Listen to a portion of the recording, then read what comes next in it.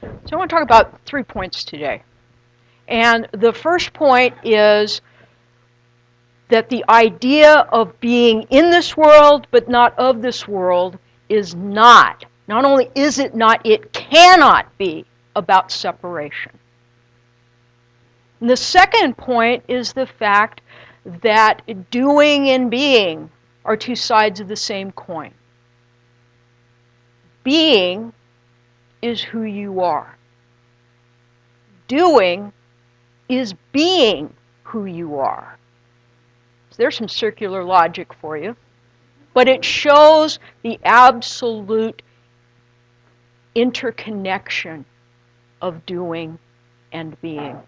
And lastly, the fact that we can only be, in my opinion, truly happy when our actions are in concert with our beliefs and our thoughts.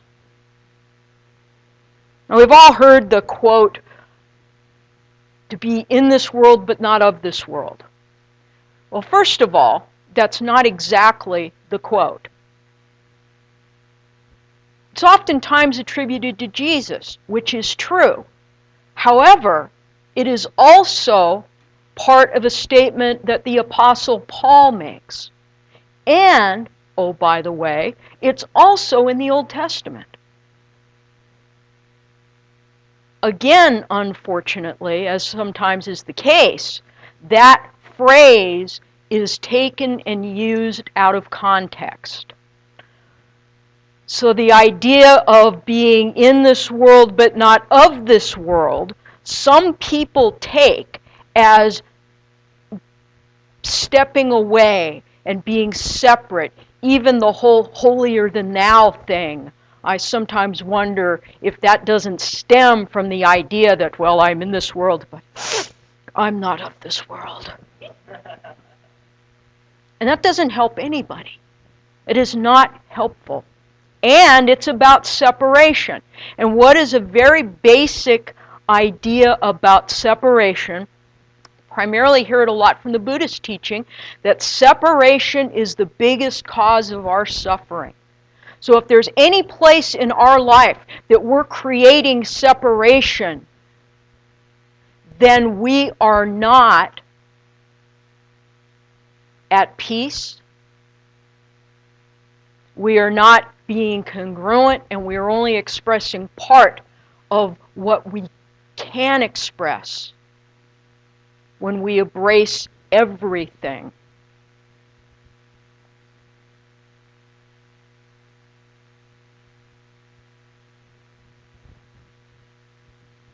So the being in the world and of this world, I want to read a couple of passages around that, and then I want to suggest a different way of looking at it. The quote from Jesus is commonly comes from a passage that is in John 17, verses 15 through 19. And he says, my prayer, this is right before Jesus was crucified, and this is a prayer that he was stating. And he said, my prayer is not that you take them out of the world, but that you protect them from the evil one. They are not of the world, even as I am not of it. Sanctify them by the truth. Your word is truth. Now here's, as you sent me into the world, I have sent them into the world.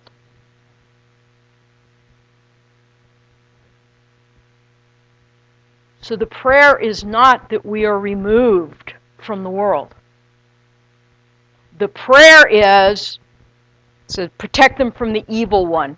In Science of Mind, the interpretation of that is negativity. Negativity, anything that is destructive to nature, to life, any form of negative thoughts and behaviors. And I think we can all agree that that is something that we really would prefer not to have in our lives. And I think you'd even go one step further and say that oftentimes our suffering is caused by the fact that we are harboring negative thoughts, negative ideas, because when we are doing that, we are out of alignment with life. Now here's from the Apostle Paul in the book of Romans. And he says, "Do not conform to the patterns of this world, but be ye transformed by the renewing of your mind." And again, that's one that in Science of Mind we use a lot. However, oftentimes we don't put those two statements together. Generally, we just say, be transformed by the renewing of your mind. In front of that is, do not conform to the patterns of this world. Now, you notice it said it doesn't say not to conform to the world. It says not to conform to the patterns of the world, which to me is about thinking and habits and other activities that are not necessary, that are negative, that are not life affirming. Be ye transformed by the renewing of your mind. That is about new thought. So, again, as I see it, the opportunity is not to be separate from the world, but rather to see it with different eyes, different ideas, different thoughts. I read an article from a gentleman named David Mathis, and he suggests with this idea of being in the world, he suggests that instead of saying, be ye not, be in this world, but not of this world. What he suggests we say is that be not of this world, but be sent into this world. So that the idea is not about being something separate or standing apart, being holier than thou, if you will. It is about being sent into the world. It's just like Jesus said, that I am not of the world, and what he means by that is that he is not, his ideas and his thoughts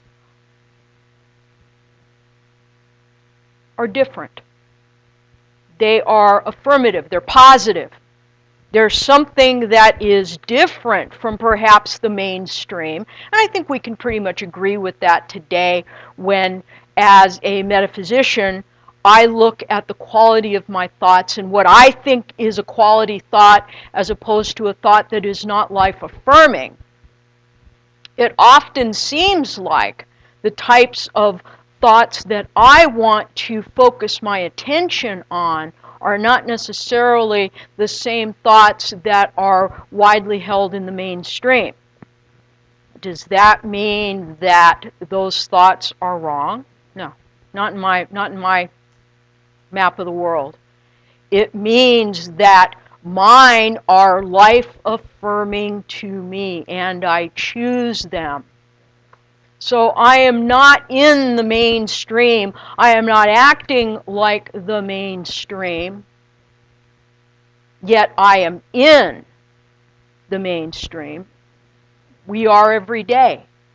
And I think that we do ourselves a great disservice, and I say this a lot, by thinking that our spirituality is somehow separate, that it is a separate activity, and worst case is it's something we leave on our meditation mat, or we leave at the door. When in fact, for me, success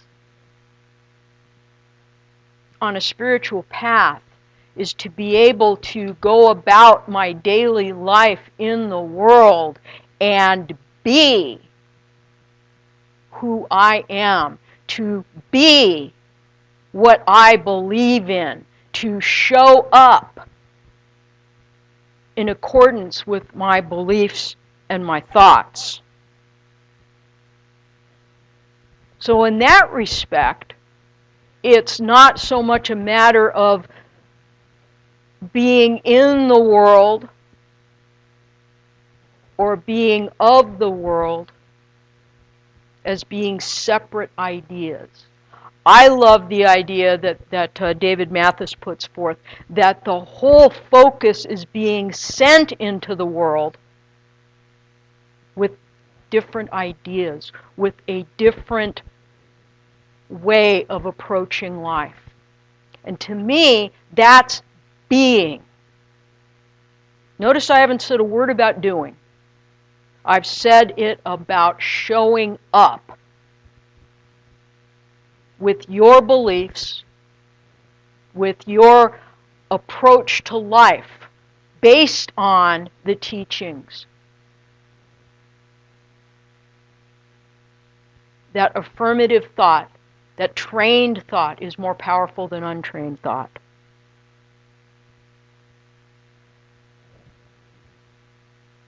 So we are not separate from the world, we are sent into the world.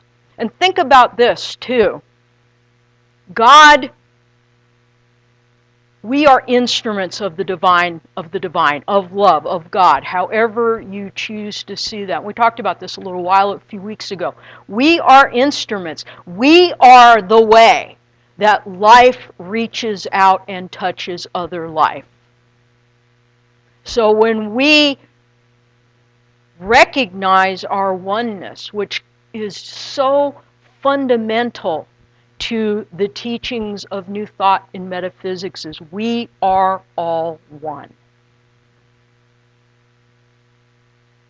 So when we choose to live our lives from that place of oneness and connection, then we don't see something separate. We're not thinking in terms of separation, we're thinking in terms of connection. We're not thinking about chaos, we're thinking about connection. Life reaching out to life. Because we are one of the instruments through which love is love, love expresses love, love takes on form and experience. Notice I still haven't said anything about doing.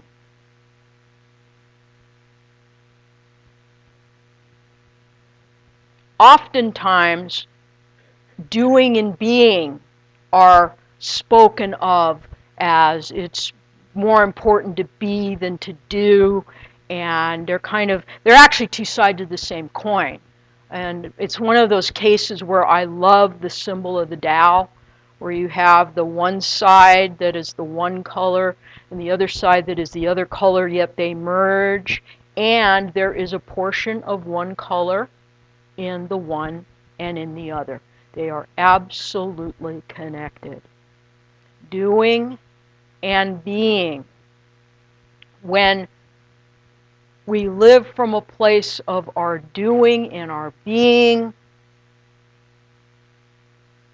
as congruent. The word congruence means that your actions and your words are reflections of one another.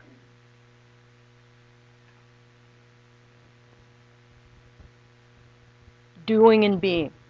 So today we're honoring our volunteers. And so oftentimes when we think about volunteers and we think about service, we think of it as something that we do. And yes, there is an action component to being of service. There's also, and sometimes it isn't even a tangible action, in as much as you think of like going out and helping with the homeless, or going and visiting someone in the hospital, or something like that. It's more than that. Ernest Holmes says that true givingness is the transmitting of the self to everything we do. Transmitting of the self, who we are, to everything we do. It does not matter what it is. The outpouring of ourself into every undertaking with enthusiastic zest, love, kindness, and friendliness. Again, those are not actions, those are attitudes. Love, zeal, enthusiasm, kindness, friendliness. These are attitudes that we bring to what we do. Now, I don't know about anybody else. I certainly have the duty thing down. And guess what? It is not, as many think, because I was in the military. Oh, my parents had me on that one long before I raised my hand. My parents taught me duty. And have you ever noticed that when you do something because you think it's your duty, it doesn't feel as good as when you do something from a place of love and compassion and friendliness, kindness? It's not to say that doing something from a sense of duty is a bad thing. It's not. And in fact, I can reflect on my life and see where I have done things that I felt were my duty to do, the right thing to do, even if there was a part of me that kind of didn't want to do it. The good was done. And in some level, my thinking was changed. And to the extent that I was willing to be blessed by what I was doing was to the extent that I received the blessing. And what that means is, yes, this is something that I feel a responsibility to do, and I am choosing it, and then add your reason. And if you can say, I am choosing it from love. I am choosing it from a desire to be a positive, loving presence in the world. You can shift your attitude. You can even say, I am doing this to be a blessing and to be blessed.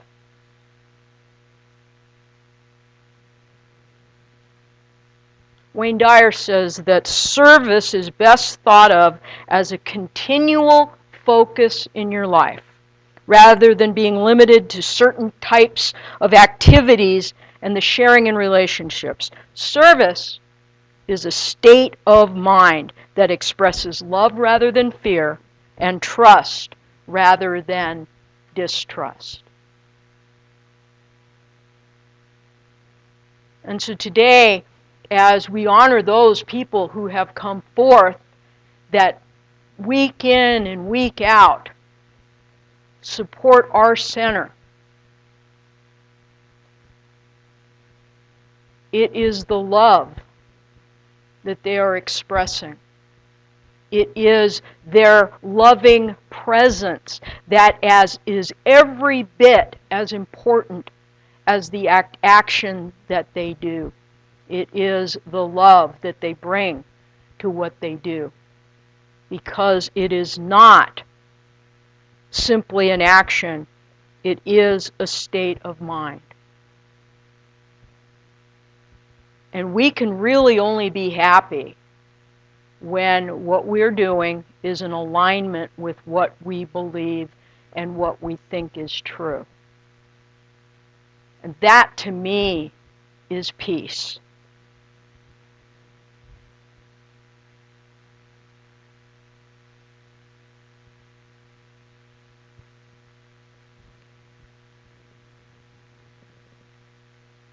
So in a way, the idea of being in the world is what we do backed by what we believe. And it is our belief and our love that informs our choices in what we do that is transformative. We are in the world, and we are sent into the world because we are instruments of love. That is what sends us. Love is what sends us. We are instruments of love because that is a large part, not the only part, but a large part of how love can take on form and experience in the world to be of service and support to other people. So, being in the world and being of the world are not separate things. They are not opposing ideas. They are not about disassociating, separating, disconnecting, placing yourself and maybe others on some pedestal with the belief that we are on a higher plane of whatever. The truth is we are all in this together. The truth is that we have a sense of awareness that a lot of people don't, because we are on a spiritual path. We have chosen that. Nobody held a gun to our head and said we had to start doing this, or no one forced us into doing anything. People have me, oh my Lord. I've had some people say, I can't hear what you're saying because it's so out of alignment. I just want to get up there and change it. Okay, is this okay now? Thank you.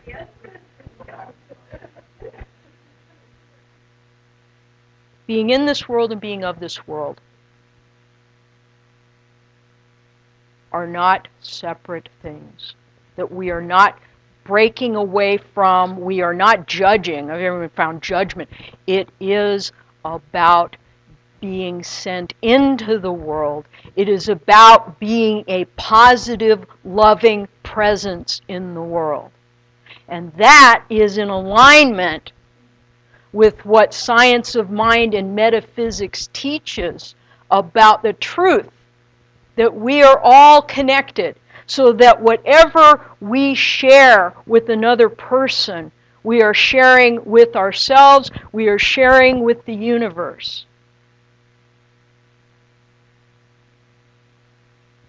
So as you're moving out,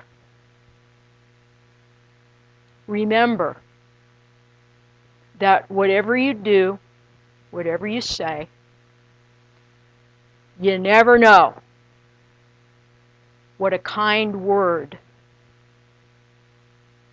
can transform a day or more for someone. A smile.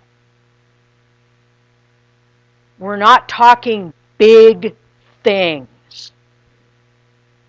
We're talking about everyday being.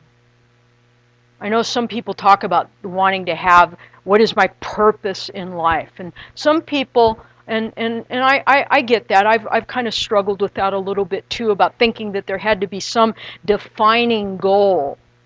That this is who I'm supposed to be, this is what I'm supposed to do.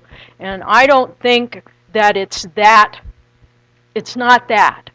Because for some of us, our purpose in life is to be love, is not to do great things, but to be love in action and in form. And you may not get any awards, you may not get any recognition, you may not get any acknowledgement, and that's not what the important thing is. And what we're doing here today is not as much about singling out and acknowledging as it is saying thank you. Thank you. Thank you for who you are. Let's pray.